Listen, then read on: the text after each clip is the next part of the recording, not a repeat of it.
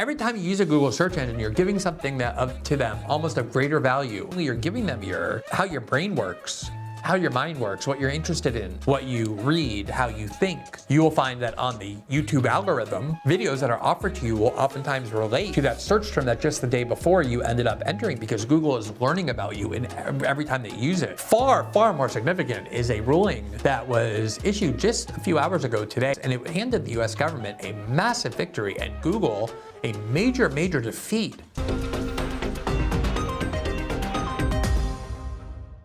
Google very obviously is one of the most consequential and one of the richest corporations in the entire planet. And that's why it was such a significant event when the US government, the Justice Department in 2020 under the Trump administration, initiated a lawsuit in federal court alleging that Google, both in its search engine business and its advertising business, are breaking the law, namely the Sherman Antitrust Act, and abusing its monopolistic power essentially to harm you, to harm the consumer by ensuring that you have no choices in the marketplace, that you're basically forced into using Google's search term and forced into its advertising business. It's been a long time since the government brought a antitrust case of this magnitude. You probably have to go back to the 1990s when the government in the 1990s was at war with Microsoft over its alleged monopolistic abuses, but certainly you could argue that this is by far the most significant case, even more than that one was, since it was at the incipient stages of the evolution of big tech. And it is a remarkable case because you can just imagine that on the one side you have the United States government, which has unlimited resources. They can litigate with 100 or 200 or 300 lawyers if they need to. They have unlimited financial resources. They use your money for that. And they can litigate forever. And then on the other side, you have Google, which is larger and more powerful than most countries on the planet. And obviously, they can do the same. And so this litigation that has been going on since 2020 has been a gargantuan war with massive amounts of information, gigabytes worth, passed from Google to the US government, passed from the US government to Google. But as significant as the initiation of this case was, and again, it was initiated by the Trump Justice Department, and then when the Biden administration took over, they made the choice to continue with this lawsuit. So there's no politicization of this as conservative or liberal. Essentially, the Trump administration had committed antitrust officials inside the Justice Department who believe, I think quite rightly, that massive centralization of power in big tech, and Google in particular, are extremely harmful to the country, give Google way too much power over our politics, over the internet, over our speech. And the Biden administration, as I've said before, one of the only good things about it is that they put people in the Justice Department who feel the same, and that was why they continued the Trump lawsuit. So as significant as that was, far, far more significant is a ruling that was issued just a few hours ago today that I think very few people expected, certainly with the emphatic tone that this ruling has. And it handed the US government a massive victory and Google a major, major defeat in finding essentially that Google is indeed an illegal monopolist when it comes to its search engine business.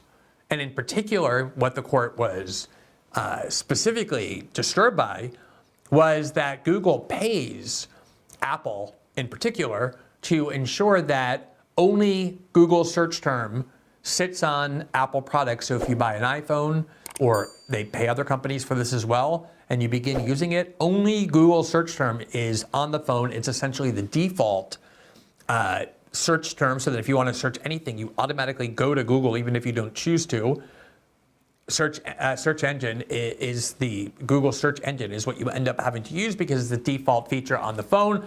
And there's other ways that Google illegally forces consumers against their will or without their knowledge to use Google's search engine, and that is why it has come to completely dominate the market. And that's exactly what the antitrust laws are designed to prevent. Not a company from being successful or even dominant in the market, but a company that gets so large that it's able to use its gigantic power to crush any possibility for real competition.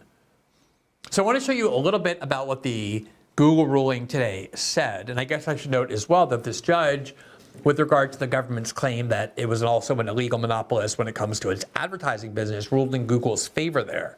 But still, it ruled against Google, ruled it was an illegal monopolist on what has made Google the company that it is, which is its search engine.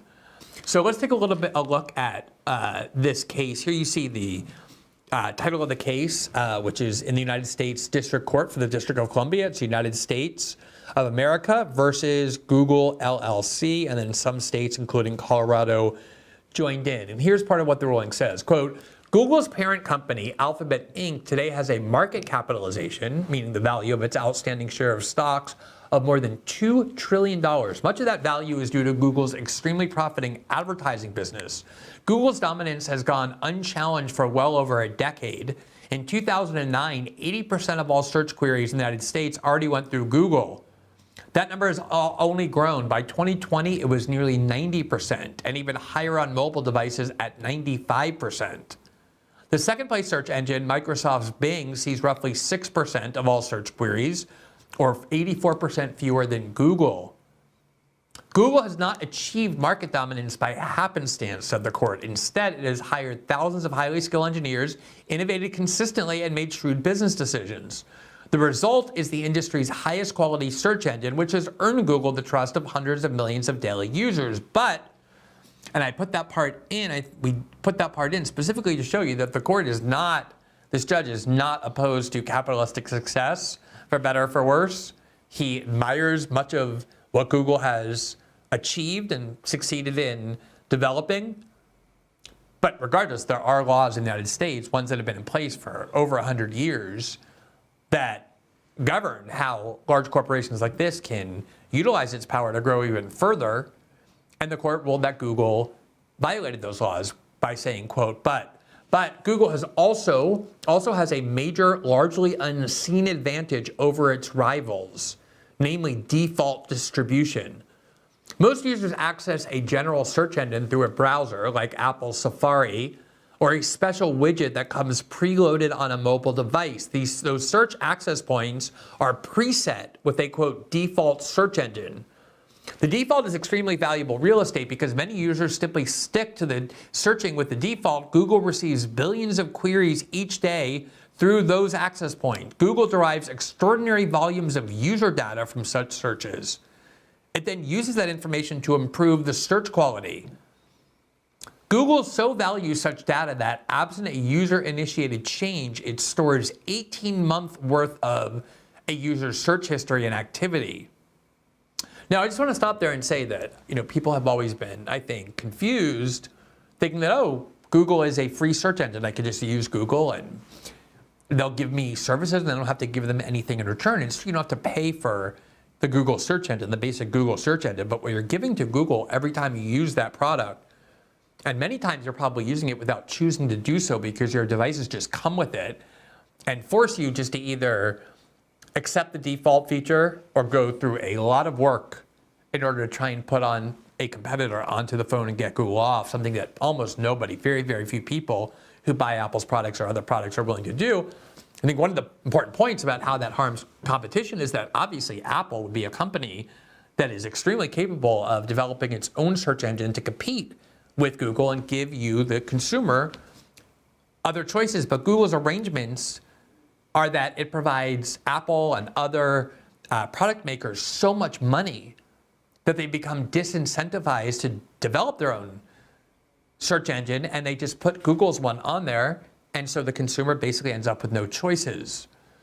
But every time you use a Google search engine, you're giving something that to them almost of greater value than if you were paying them to use their search engine. Namely, you're giving them how your brain works, how your mind works, what you're interested in, what you read, how you think.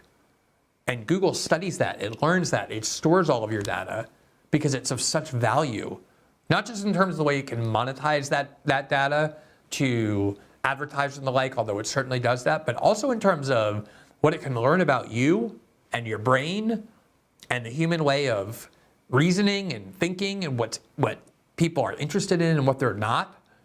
And every time you use the Google search engine, you're helping that machine understand more, learn more about how you function. That's the reason why if you enter a Google search term, you will find that on the YouTube algorithm, which is owned by Google, that the videos that are offered to you will oftentimes relate to that search term that just the day before you ended up entering, because Google is learning about you in every time they use it. And that is an enormous benefit to Google. Now, the court goes on, quote, these distribution agreements benefit Google in another important way. Quote, more users mean more advertisers, and more advertisers mean more revenues. As queries on Google have grown, so too has the amount it earns in advertising dollars. In 2014, Google booked nearly $47 billion in advertising revenue, $47 billion in 1 year. By 2021, that number had increased more than threefold to over $146 billion. Bing, by comparison, generated only a fraction of that amount, less than $12 billion in 2022. Google pays huge sums to secure these preloaded defaults. Usually the amount is calculated as a percentage of the advertising revenue that Google generates from queries run through the default search access points. This is known as revenue share. In 2021, those payments totaled more than $26 billion. That is nearly 4 times more than all of Google's other search-specific costs combined. In other words, Google is paying Apple and other similar companies enormous amounts of money to ensure that only Google stays on your phone or whatever other product you buy. In exchange for revenue share, said the court, Google not only receives default placement at the key search access points, but its partners also agree not to preload any other general search engine on the device. Thus, most devices in the United States come preloaded exclusively with Google. These distribution deals have forced Google's rivals to find other ways to reach users.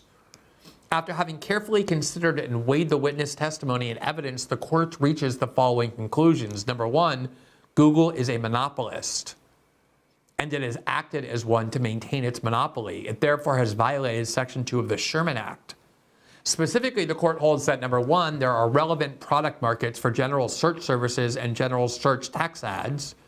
Number two, Google has monopoly power in those markets. Number three, Google's distribution agreements are exclusive and have anti-competitive effects.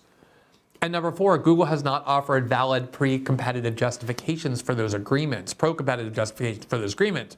Importantly, the court also finds that Google has exercised its monopoly power by charging a super competitive prices for general search text ads, super competitive prices. That context has allowed Google to earn monopoly profits. Now, when I first started thinking about monopolistic power and antitrust power in connection with big tech, it does require some thinking to understand why you should care about that. You might think, as the court laid out in that first premise, that the reason why Google succeeded in the marketplace is simply because they created a better product. And why should they be prohibited from succeeding in the marketplace because they offer a product better than their competitors? Why should a company be punished in that way? But the issue here is that there is no competition. That's what antitrust law is about. If you offered consumers all sorts of different choices, so you have Coca-Cola here and Pepsi here and RC Cola here, they can choose which of those products they like. And if they like Coca-Cola most, if Coca-Cola does a better job at marketing itself or in trying to pitch itself, that doesn't mean there's a violation of antitrust law because the consumer still has other choices. Coca-Cola can't use their market dominance to prevent other choices from being offered. Unless, for example, they started paying Walmart or paying drugstore chains or restaurant chains only to offer Coca-Cola, so that every time you went to a restaurant or every time you went to a supermarket or every time you went to a department store, the only soft drink you could buy would be Coca-Cola's and no other. The person that would suffer, the reason why that behavior is prohibited is you. It's to protect you. It's to protect the consumer. And in a lot of ways, what even hardcore capitalists will argue is that nothing harms real capitalism, a real free market, more than the elimination of competition. It's not designed to thwart competition or impede the free market. It's designed to protect it.